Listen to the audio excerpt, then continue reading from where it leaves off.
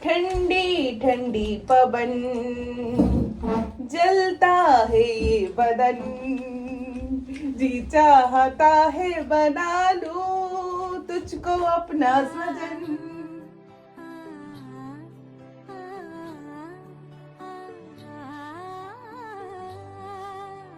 Hello everyone, welcome back to my channel. চলে এসেছি আমি পিউ ফ্রম দুর্গাপুর। সবাই কেমন আছো? গুড মর্নিং সবাইকে। অনেক লেট হয়ে গেছে। আর সব থেকে বড় ব্যাপার, আমার একটা বন্ধু আমাকে ফোন করেছিল, নডিয়া সাইডে বাড়ি, একটা প্যাঁচা হয়তো জালে ফালে দড়িতে না কিসে আটকে গেছিল, দিয়ে ওর অবস্থাটা একটু খারাপ। এবার ওরা তো ট্রিটমেন্টটা অতটা জানে না। আর দ্বিতীয় নম্বর হচ্ছে, আমরা একটা টাইমে যেমন লাভবার্ড পাখি অনেক পুষেছি, বদ্রি পাখি পুষেছি, 1% হলেও অভিজ্ঞতা আছে। এবার যাতে প্যাঁচাটা বেঁচে যায়, একটুখানি উদ্ধার কাণ্ডে যাব। আর সে ফোন করে বলছে যে ভাই একবার এসে প্যাঁচাটাকে নিয়ে যা, যদি বাঁচাতে পারিস তো একবার চেষ্টা করে দেখি। যদি প্যাঁচাটা আমরা বাঁচাতে পারি তো ভালো, আর না হলে ডাক্তারবাবু তো আছেই, সেরকম কন্ডিশন হলে ফোন করে দেবো। ফটাফট যাই, খেতে দাও ফটাফট। কাঁচকলা আর নিয়ে আসলাম, পয়সা নাই পকেটে, ছেলেটা খেতে চেয়েছে, কি আর করবো। নিয়ে আসলাম, এই দেখো শিঙি মাছ, ঠিক আছে। আচ্ছা একটা বাটি দাও, ফটাফট একটা বাটি দাও, একটা বাটি উপরে উপরে। আচ্ছা রান্নাটা আজকে তুমি করো, হ্যাঁ বুঝলে। আর নিয়ে আসলাম একটা ওই মিনিমাম 2.5 কিলো সাইজের একটা বড় শোল মাছ ছিল। ছেলে বলছে যে আমি এটাই খাবো, তার জন্য নিয়ে চলে আসলাম 1 কিলোর মতো কেটে ওইখান থেকে শোল মাছ, জ্যান্ত শোল। চলো এটাকে জল দিই ফটাফট। ছেলের কন্টেন্ট আছে, এই মাছ মানেই কন্টেন্ট ছেলের। আচ্ছা তুমি এটাকে একটু নুন ফুন দিয়ে, এটাকে একটু নুন দিয়ে মাখিয়ে রাখো, লালটা উঠে যাবে। কন্টেনের মধ্যেই পড়ে আছে। বেশি কথা না, ঠিক আছে? একটু ডাস্টবিনটা দাও, এগিয়ে সেট করে। শোন, বেশি কথা না। এগুলো কি খেয়েছিলে? আরে প্যাটিসটা কাল পুড়িয়ে গেছে। আমি কালকে প্যাটিসটা গরম করতে দিয়েছি মাইক্রোওভেনে। হ্যাঁ 2 ফিটে, আর পুড়ে গেছে। পুড়ে যাবে না, ওটা বাড়ির দিস। সিস্টেম আছে, বাড়িয়ে দিলে হয় না। কবে নিয়ে যাবে আমাকে? আমার ভিডিও শুট আছে। কোথায়? সেটা আমাদের বাড়ির সামনেও হতে পারে, সেটা এবিএলও হতে পারে। কোথায় করবে সেটা হচ্ছে ব্যাপার। মানে শুটটা কি হবে? শুটটা সেটা এখানে বলা যাবে না। চলো বন্ধ করো বলো। চলো সকালের টিফিন দেখো, আমি কিন্তু দুটো মাছ। ठंडी ठंडी पवन जलता है ये बदन जी चाहता है बना लूं तुझको अपना सजन। তুমি গান করলে, আমি নাচলাম। কেন গান করলে? সর্ষে খেতে সবাই ভিডিও করছে, আর আমরা ঘরে বসে বসে এই ঠান্ডি ঠান্ডি করি, আর কি করব। আর আমি কেন নাচলাম? কি জানি। তুমি তো সর্ষে ফুলের জন্য নাচলে, তাই তো? আর তুমি ভাত খেতে খেতে উঠে এসে নাচলে কেন? তো ওইখানে সর্ষে ফুলে কি হাজবেন্ডরা নাচছিল না? ও কিছু গ্যাপ রাখা যাবে না, একা তো ছাড়াই যাবে না। তুই খেতে খেতে নাচছিলি কেন? কই এই তো দেখছিলাম, আমরা যখন নাচছিলাম তুইও খেতে খেতে নাচছিলি। হ্যাঁ বললো হ্যাঁ বললো বললো। বাড়িতে থাকবি? চিচি লক্ষ্মী এসেছে। ও ও ও বন্ধুরা, আমার বাড়িতে লক্ষ্মী এসেছে। তোমার দাদা ভাইয়ের এক বন্ধু বাড়ি ওখানে পড়েছিল এটা। হ্যাঁ সুতো পুতোতে জড়িয়ে ছিল, প্লাস ওর ডানা পায়ে পুরো একদম কেটে কুটে এক হয়ে আছে। ইস রে, ঠিক আছে, এবার যাই হোক, দেখো যদি ঠিক হয় তো ভালো, না ডাক্তার ডাকতে হবে। না আমি মেডিসিন নিয়ে আসলাম। ও আচ্ছা, ওর জন্য ভিটামিন প্লাস টিব্যাগ মলম, ঠিক আছে, এগুলো নিয়ে আসলাম। আগে ট্রিটমেন্ট করে দেখি, ঠিক আছে, যদি ঠিক হয়ে যায় তো ভালো, আর না হলে এই করব। কি ও শরীর খারাপ, শরীর খারাপ বাবা। ও ছেড়ে দাও, ছেড়ে দাও। ও শনাক্ত করছে কি কে এসছে। ছাড়ো, ওকে ছেড়ে দাও। হিটের মধ্যে রাখতে হবে, ঠিক আছে? আমার কিটি কিন্তু কাউকে কিছু করে না, ও শুধু একটু দেখে। যাই হোক ফটাফট মেডিসিনগুলো খাওয়াই, বুঝতে পারলে তো। দেখো বন্ধুরা, শত ব্যস্ততার মধ্যেও কিন্তু তোমাদের দাদাভাই চেষ্টা চালিয়ে যাচ্ছে বাচ্চাটাকে বাঁচানোর জন্য। কিন্তু দুঃখের বিষয় হচ্ছে এটাই, যেহেতু আমি পরে তোমাদেরকে ভয়েসটা দিচ্ছি তাই আপডেটটা এখনই দিয়ে দিই।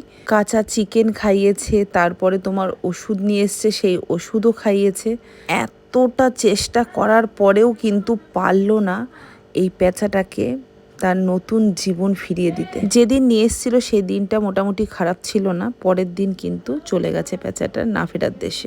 আমার মাছের ঝোল রান্না করা কমপ্লিট। এবার বসাবো ডগিদের খাবার।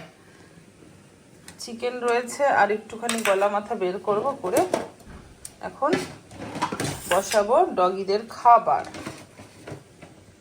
হ্যালো, তোমাদের দাদা ভাই খেতে বসে পড়েছে আর ননাই বলছে একটু পরে খাবো। ননাই এখন কন্টেন্ট দেখলে ওর জ্বর আসছে।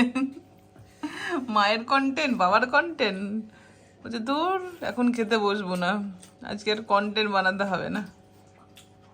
কেমন হয়েছে গো মাছের ঝোলটা? লবণ তো চাকতেই পারিনি। ঠিক আছে, ভালো জিনিসটা খাবে কি? না, আমার ভালো দরকার নেই। আমি আজকে ওই বাড়িতে লাস্ট শেষ গাছের কলা খেলাম এবছর, আর তো খেতে পারবো না। আবার হবে গাছ, কেটে দিয়েছে গাছ।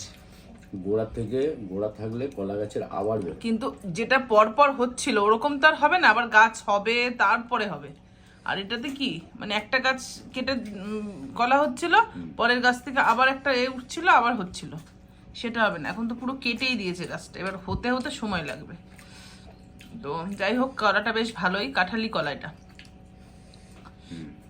দিয়ে ওই খেয়েই পেট ভরিয়ে দিলাম।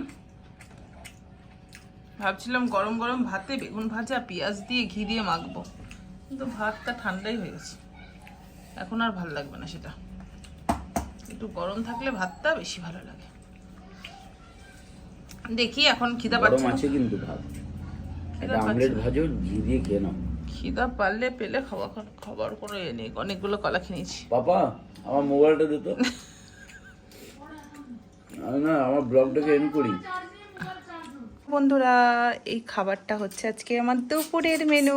কেমন হয়েছে আর কে কে এই খাবারটা পছন্দ করো অবশ্যই জানিও। আমি কিন্তু খুব খুব ভালোবাসি গরম ভাত, ঘি, কাঁচা লঙ্কা, পেঁয়াজ, বেগুন ভাজা আর ডিমের মামলেট। আই অ্যাম ভেরি সরি বন্ধুরা, গতকাল দুপুর পর্যন্ত যেটুকু তোমরা ব্লগ শ্যুট দেখেছো ওটুকু হচ্ছে আমার ওই বেগুন ভাজা আর পেঁয়াজ কুচি, ডিমের মামলেটের থালা পর্যন্ত। এটা হচ্ছে পরের দিন সকালবেলার ভিডিও শ্যুট, তাই সবাইকে জানাই গুড মর্নিং। সকাল সকাল কোথায় বেরিয়েছি বলো তো? আজকে একটু নিজেকে সাজাবো বলে পার্লারে আসছি।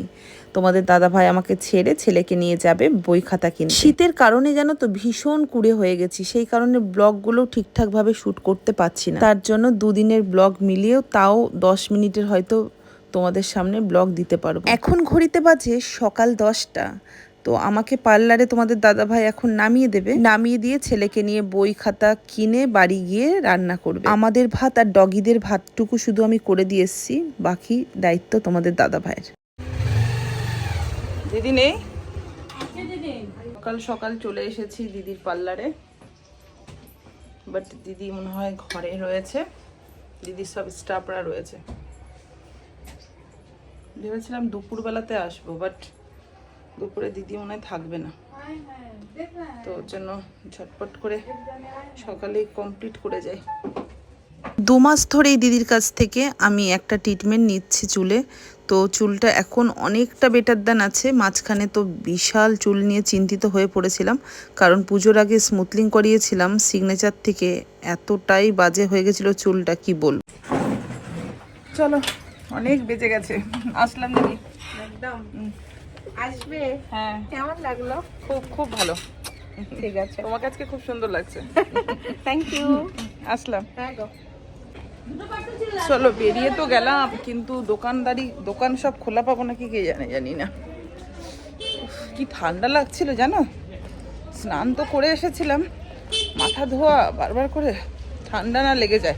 ভিডিও শ্যুট করব বলে প্যারামাউন্টসে চলে এসেছি, এখান থেকে একটা কেক নিতে হবে। কোন কেকটা নেব সেটাই ভেবে পাচ্ছি না। আগে থেকে যদি বলে রাখতাম তাহলে সুন্দর দেখে একটা কেক কাস্টমাইজ করে রাখতো, বাট সময়ের অভাবে আসতে পারি। যাই হোক, এখান থেকে একটা নিয়ে নিয়েছি। এদিকে আমার ছেলে যদি কেকের ভিডিও দেখে তাহলে বলবে মা একটা বার্গার তো আনতে পারতো, ওর জন্য একটা বার্গার নিয়ে নিলাম। ঘড়িতে বাজে এখন প্রায় 2টো।